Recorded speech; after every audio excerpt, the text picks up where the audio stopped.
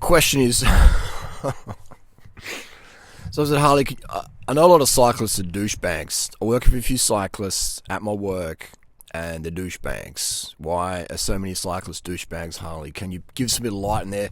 Um, I wouldn't say. I mean, here's where do I even start on this one? Where do I even start? I'm 44, never had a driver's license, and so I live by the bike. Ride to live, live to ride. You know, most cyclists out there have eating disorders. That's a fact. Straight off the bat, let's get into it. But I'm talking the Western cyclist. I'm not talking the Chinese person who bicycles just transport and they don't even own scales. They just eat rice and fruit and veg and small bit of animal product maybe. And they just slim because that's their diet and that's their lifestyle. They eat low fat, so they have low fat in their body. We're talking the mainstream, Australian or American or Euro recreational cyclist, the person who spends $400 on a Rafa jersey or $5,000 or $7,000 on a SL7 frame or a Pinarello Dogma F20, whatever we're up to now, and that's okay. Like I'm all for getting people out on bikes, but most cyclists have eating disorders. Most cyclists have eating disorders, and that creates douchebaggish behaviour. People are very moody, very snappy. It's like hot and cold. 1 minute bang, next minute, and that's okay. I mean, it's not okay, but it is okay. It's okay to understand what's going on there, so you don't take it personal. Like cyclists, it's because you can burn so many calories on the bike, and you can burn through carbohydrate really quick, and maybe your serotonin's going to be low, your dopamine's going to be low, so your mood's just up and down. Then throw in the caffeine culture of cycling. It's just bam. That's just people get real manic and high, and then crash and feeling depressed and snippy and snatchy. Go on any of the Facebook groups, etc. So that's why a lot of cyclists are douchebags. But then again, it goes for it goes for running as well. A lot of runners are douchebags. They've got eating disorders. They run. They just like up and down on uppers on the caffeine, the Ritalin, the methylphenidate, the dextroamphetamines, the Adderalls, modafinils, things like that. Phentamine, just. And it creates this like really bipolar, like what's going on, like it's crazy. And I've seen it all, I've seen it all. I can speak from personal experience, and I've used some of these stimulants as well. Never for weight loss, because for me, being lean is just a side effect of my low-fat diet. So when I've used stimulants, it's been for performance enhancement, and mostly as a decongestion, just to really open the lungs up and get the extra 20-30 watts out potentially, if I've had a bit of a hay fever or cat allergy, etc. So, but people using stimulants for weight loss, man, that is like a roller coaster of negative emotions. You're going to lose a lot, man. I've seen people lose cycling careers. I've seen professional cyclists just lose big contracts because of eating disorders. It's crazy, man. You wouldn't believe some of the... Yeah, it's insane. It's really, really sad. I've seen people lose marriages, their family hates them, their teenage daughter or teenage son despises them, their workmates think they're absolute douchebags. And these people are good people, man. They're good people, but they just let this eating disorder get out of hand, and it makes their mood just, oh my God, 1 minute they're really like passionate and friendly, next minute they're just like, rah! And you're like, man, it's very, very bipolar, alright? So that makes life easy to be able to see what's going on there, okay? It's not about you ever. It's about their eating disorder, their dopamine and the serotonin levels, the calories in, calories out mentality. I weigh myself in this calories. Oh my God, I'm half a kilo heavy yesterday. I won't eat until I go in the scale. I'm under. It's just stupid shit like that. We're doing this as adults, man. We're not 13-year-old girls getting ready for prom or whatever or some nonsense. But so that's why people, man. Jump on the forums. Just go to any cycling forum. Type in. I started up a topic. Say durianrider thinks sugar's really good. What do you guys think? Man, that's just gonna like. That's like napalming. That's like throwing napalm on a freaking napalm storm, and it's just gonna get people just. Durianrider says another topic. Durianrider says you should eat unlimited calories from refined sugars, white rice, fruit smoothies, fruit juice, fruit, and refined white sugar. Watch that just light up. If you tell people you can eat unlimited carbohydrate, 90%, probably 95% of people in the West are going to be like, they're going to unsubscribe, they're going to hate you, they're going to be like, just no. Do you know how many people I've had in my life and then I said, you should eat more sugar, you should eat more carbohydrate? And that killed it, man. That killed it. Like the friendship or whatever we had going, just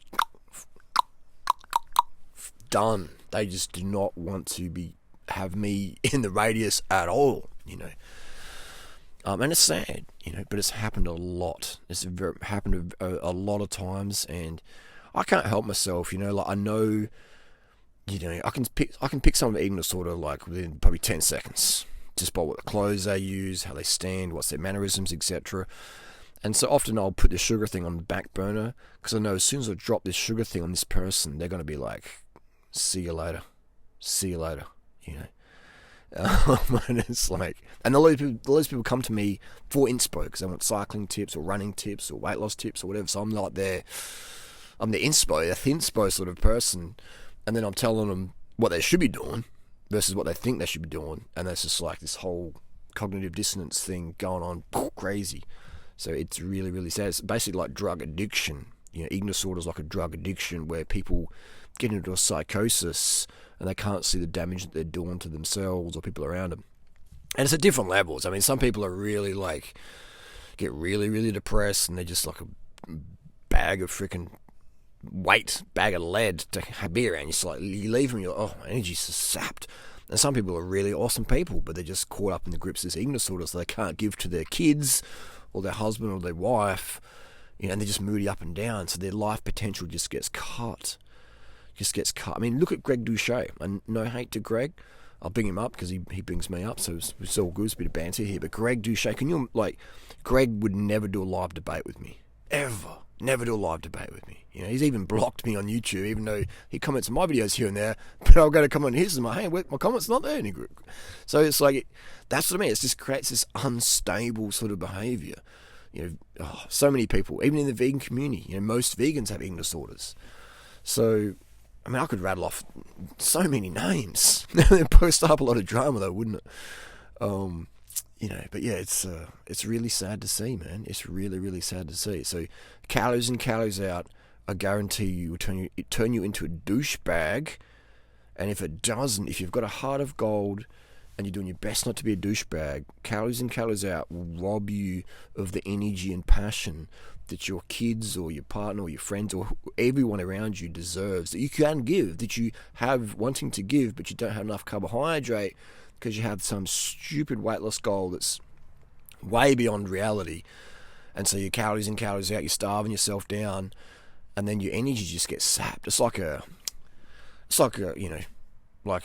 microphone here. I can hold it right out here, and it's like it still works, but it's not as good as like up close here. You know what I mean? So it's like that, like calories in, calories out. You're like right out here, still getting the job done, but it's not this unlimited carbohydrate calories. Whenever you crave the sugar, fruit, white rice, you cram it in every day, you're good to go. So calories in, calories out will make you a douche. Get rid of the scales. All right? Unless you're on a steroid program, like I'm doing a weight gain, we're trying to get up to 90 kg. So I'm tracking the progress and monitoring the dosage of anabolics I'm using, etc. And keeping my time trials like minimal. Natasha wants me to pace her here and there, so I'll go out and pace her, but just keeping my fitness not too high. That's why I just laugh. People are like, I can't get skinny, I can't get lean. I'm 110 kilos and I've got this big dad bod flub, and I'm trying to slim out, and I'm just like, dude, it's just stop eating so much fat, man. It's so easy to get lean. I mean, it's easy to get too lean. If you're doing my protocol, you're probably going to get, you're going to get too lean. And there's going to be a time where you have to pull back the time trials. You've got to add in more fats, or both, ideally, potentially. So I just, I'm like, dude, I'm watching you for 10 years, I want to try it one day. And I'm like, I mean, come on, man, do it for your family, It's not about being lean, it's about being productive, but you will, when you are your best productive-wise and mood-wise, you will be super lean. A healthy lean versus too lean. Obviously, for us guys, we have a bit harder there. Women want us to look masculine and strong, and that's fair enough, but for women, it's just like, boom, my protocol is just perfect for women, perfect for women. So many women write me and go, wow, I'm no longer a bitch anymore. Mate, I'm 99% bitch free. I'm finally getting enough carbohydrates and I can be the best mum. I can give my son and my daughter the attention and affection they need. I mean, if you're a parent out there, man, like, what are you doing calories in, calories out? It's gonna destroy your kids. Your kids won't grow up to be functional adults because they've had a dieting mum. I had one of those, or a dieting dad. So it's like, it's crazy. Even my dad had bulimia, and I was the only person he ever told my family, and so I told that to my mum. Made my mum watch some videos, and I told that to my mum. She's like, "That's not true. He never told me." And I'm like, "Mum, just because someone doesn't tell you something doesn't mean it's not true." You know what I mean? Like, no one's ever seen me injecting steroids on YouTube or wherever, but doesn't mean I don't use them. But show me proof. It's like, well, it's hilarious. So it is interesting. That's why I love communication now. That's my my pet subject now is communication. But yeah, if you're just hungry and hangry, and you're just thinking, I need carbs, I need more carbs, I need more carbs, I need more carbs, and you're just putting that off, you're distracting yourself, brushing your teeth, calling a friend, hanging out, doing something. Hey guys, let's go do something. Let's get some music and dance, and just trying to distract ourselves from our hunger. You fucking, man, what sort of life you live? And that's a prison sentence. When you can just eat as much carbs as you want, focus on keeping your fat intake low, and feel good every day, man.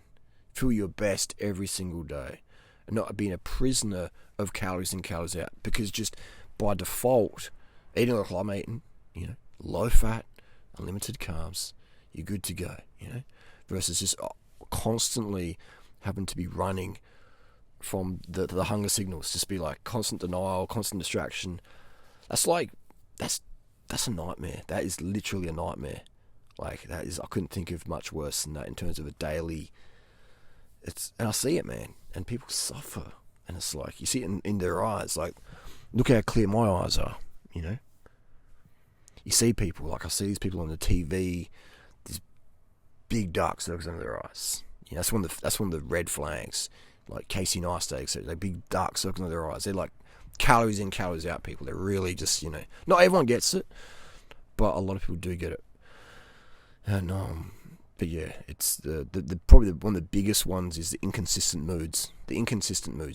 Up and down, bipolar. Everyone's bipolar to a degree, but the calories in, calories out really exacerbate that. And so, yeah, gang, end of the day, gang, I'm just here to help people. Like, just carb up, mate.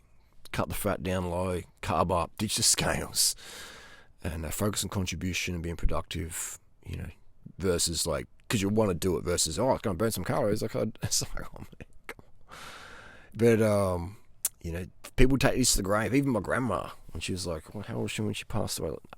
85 or 90 or something. She was still, calories in, calories out. And I was just like, in the end, I didn't visit her, man, in the last couple of years of her life, because I was just like, I'm just done, man. You know what I mean? Just couldn't be around it anymore. I just reached my threshold. I'm just like, if I turned up, I'd just be being fake. I just can't be around people anymore who like calories in, calories out, because it's just like the vibe, man. I'm just like, oh man, like, it's like, this is like, what are we doing? It's like hanging out with mosquitoes, and it's just like, you just get over it real quick. So you just, man, like, I can't stress enough, ditch calories in, calories out, because if you don't ditch it, it'll stay with you for the rest of your life, and it'll just push good people out of your life, good moments, and you're going to suffer. You're going to suffer.